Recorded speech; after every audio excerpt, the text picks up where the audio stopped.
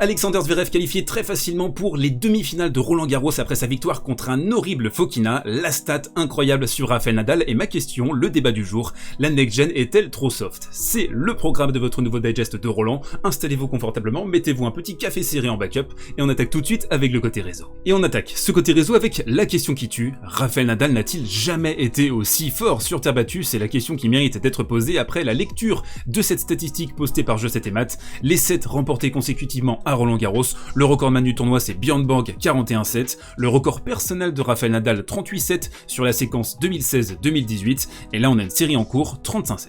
Alors, ce que je trouve absolument incroyable dans cette statistique, et très paradoxal également, c'est à quel point ces records interviennent tard dans la carrière de Rafael Nadal. En 2016 il a déjà 30 ans, en 2021 il a 35 ans maintenant, donc la question qu'on peut se poser c'est à quel point l'expérience parvient à compenser le déclin physique irrémédiable de ce grand champion de l'histoire du tennis. On a vu depuis 2 ans maintenant, il a essayé de changer quelque chose dans son jeu, essayer de servir plus fort pour pouvoir terminer les points plus rapidement. Là, sur terre battue, on sent aussi qu'il a tellement un edge mental par rapport à ses adversaires. On l'a encore vu hier face à Sinner, et il ne panique absolument jamais. On l'a vu sur la préparation pour Roland-Garros, il y a eu des matchs très difficiles, à Barcelone notamment, à Monte-Carlo aussi contre Rublev. Il ne panique pas, il essaie de trouver des solutions, il sait que la retourne va peut-être retourner à un moment donné. On l'a vu contre Sinner, fin de set, Sinner qui choke. Ensuite, on a un Nadal prédateur qui arrive et qui prend le match à son compte, qui met la tête sous l'eau de son adversaire en début de deuxième manche. Et la vraie leçon, je trouve, de cette stat à côté de moi là ici, c'est que le tennis c'est pas que des coups, c'est pas que de la technique, c'est pas que du physique non plus, c'est du mental, et à ce niveau-là, les deux boss, c'est Rafael Nadal et Novak Djokovic. Et ce mental, il est basé également sur une grande expérience à très haut niveau pour ces deux grands champions iconiques. Donc on voit ici un nombre de quarts de finale disputés en Grand Chelem, une statistique encore très intéressante de la part de Constance. Djokovic 48 quarts de finale, Nadal 43, ensuite on voit Zverev 5 simplement, Diego 4, Medvedev 3, Tsitsipas 3 également, Berrettini 1 seul et Fokina 0. Du coup j'ai sorti ma petite calculatrice et ça fait 16 quarts de finale en Grand Chelem au total pour tous les autres joueurs, ça représente exactement un tiers des quarts de finale de Novak Djokovic en Grand Chelem, donc vous voyez à quel point il y a une disparité en termes d'expérience. Le format en 3-7 gagnants en plus amplifie l'importance de l'expérience, vous avez une meilleure compréhension des enjeux, une meilleure compréhension aussi des temps forts et des temps faibles, c'est ce qui fait que Rafael Nadal et Novak Djokovic sont si durs à battre sur ce format parce qu'ils ont toute l'expérience qui est derrière eux, et pour les battre, il n'y a pas 36 solutions, il faut dédramatiser l'événement, c'est très important, il faut se dire que le mec en face il est tout à fait battable, il faut jouer le feu pendant 3, 4, 5 heures parfois, et aussi ne pas les laisser reprendre l'edge, le momentum, ça c'est le plus difficile, on l'a vu pour Djokovic face à Musetti qui a repris le contrôle de la partie dans le 3e set. Et un truc je trouve qui manque cruellement à la nouvelle génération, c'est cette animalité, on sent qu'ils n'ont pas envie à tout prix de défoncer leur adversaire, de leur rentrer dans l'art, d'essayer de casser un petit peu les codes. La next-gen je la trouve un petit peu soft par rapport au Big 3 qui est vraiment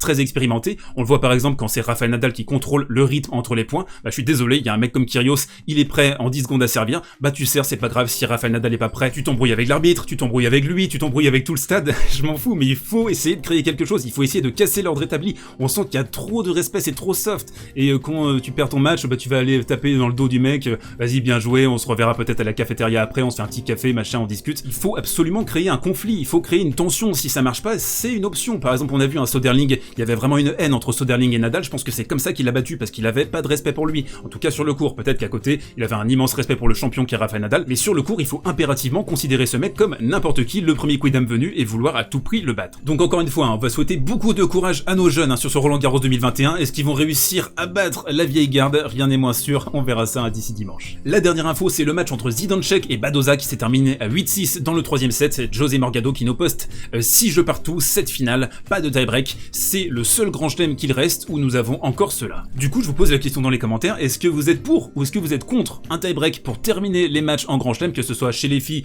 sur le 3e set ou chez les garçons sur le 5e set? Personnellement, je suis tout à fait contre un tie-break, je pense qu'un match de grand chelem devrait être remporté uniquement si tu as réussi à breaker ton adversaire dans la manche finale, donc dites-moi tout sous le player, et on enchaîne avec l'analyse du Zverev Fokina dans le coin technique. Et on enchaîne avec le coin tactique, quel match les amis, quel match absolument extraordinaire on a eu entre Fokina et Zverev il y a quelques instants maintenant, non pas du tout en fait, c'était un match horrible, le pire de la quinzaine certainement. Alors est-ce qu'on peut en vouloir à Fokina qui a sorti quand même un excellent match contre Ruud, peut-être le match celui-ci de la quinzaine? On va analyser ce qui s'est passé précisément, simplement qu'est-ce qui a déconné dans le jeu de Fokina, parce que c'est facile hein, d'expliquer les choses qui fonctionnent, mais les choses qui ne fonctionnent pas, c'est un petit peu plus difficile, donc on va voir ça dans la première palette. Déjà, côté Fokina, il y a eu un gros problème dans cette rencontre, c'est qu'on a senti qu'il était très nerveux et aussi fatigué, et ça c'est un cocktail miracle hein, quand vous êtes tennisman, parce que vous allez essayer de vous débarrasser de la balle le plus rapidement possible. C'est ce qui s'est passé pour Fokina dans cette rencontre, des fautes directes dans tous les sens, et surtout il a essayé de faire des coups gagnants dans des positions qui sont inconfortables, hors de position en fait, hein, tout simplement. Donc au total, on a eu 16 points gagnants, 37 fautes directes pour notre cher espagnol, le foufou, le toutou qui court dans tous les sens, qui se roule en boule.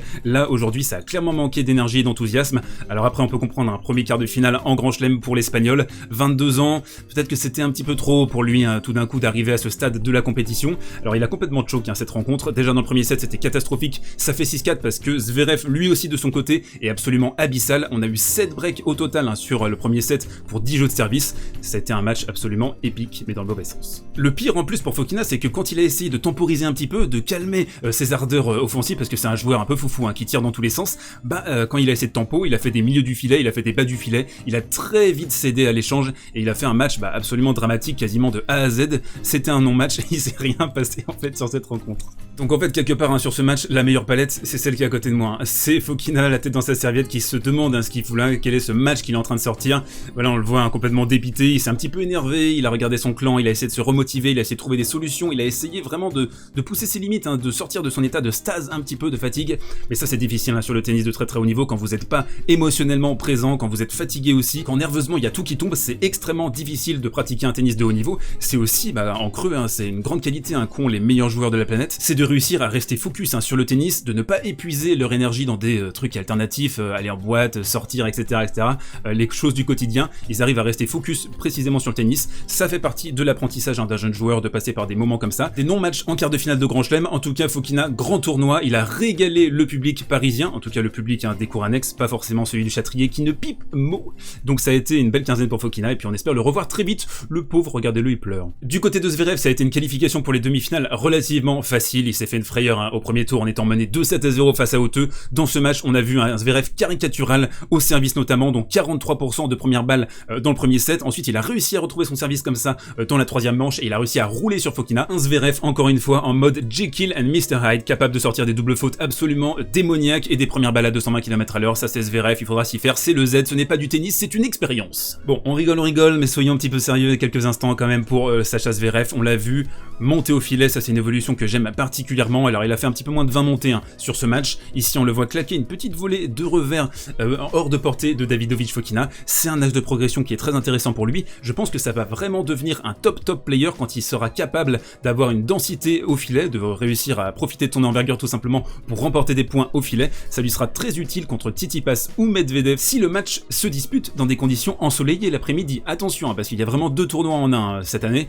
On a un tournoi l'après-midi sous le soleil avec des conditions très rapides, quasiment sur dur. On l'a vu encore dans l'interview de Gilles Servara dans l'équipe aujourd'hui, et puis d'un autre côté la nuit avec un terrain qui est très lourd, qui est lent, et là ça change complètement les conditions. Donc on a vraiment un Roland-Garros très particulier où la programmation joue un rôle essentiel dans les résultats et dans la suite du tournoi. Et on enchaîne, si vous le voulez bien, avec la reco du jour, le match à ne manquer sous aucun prétexte demain, et ce sera certainement Rafael Nadal face à Revival de Diego Schwartzmann. Qu'est-ce qui se passe, Diego qui a retrouvé une forme comme ça après avoir perdu sur Gasquet à Lyon? On retrouve notre Schwartzmann national, Schwartzmann qui en plus avait fait une demi-finale hein, contre Rafael Nadal l'année dernière à Roland-Garros, donc ce sera le remake de cette rencontre. Au niveau des head-to-head, on est à 10-1, dur hein, pour Diego qui avait battu Rafael Nadal à Rome l'année dernière. La question, le fil rouge de cette rencontre, c'est est-ce que Diego va réussir à casser cette série dont on a parlé hein, dans le côté réseau de Rafael Nadal des 7 consécutifs? Sinon nous avons le Djokovic-Berrettini, une seule rencontre entre les deux hommes au Masters en 2019. Berrettini s'était fait concasser ses mollets de coq, 6-2, 6-1.